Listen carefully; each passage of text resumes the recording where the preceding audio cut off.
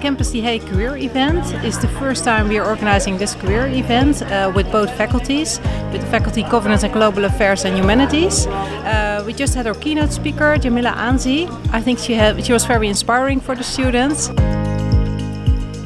This event is organized by Student Career Service. We want to show the students what kind of opportunities they have after graduations by showing what kind of companies, what kind of employers or alumni are working. So there are many alumni that used to study here present today to show the current students about their opportunities. I came to the career event because I was invited to say something about working at a university.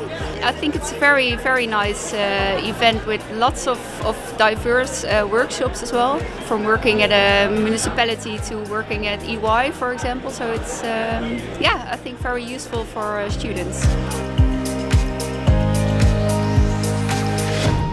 We're working at Maandag, and it's a company which is really looking for a specific set of talent and talent in each individual. The reason we're here today is because we see that a lot of individuals with a lot of talent are here together, and we're able to contact them and speak with them, might be able to offer them a job in the future. So it's a great networking event for us today. I think the entire range of things that you could go to was broad enough to give everyone what they needed.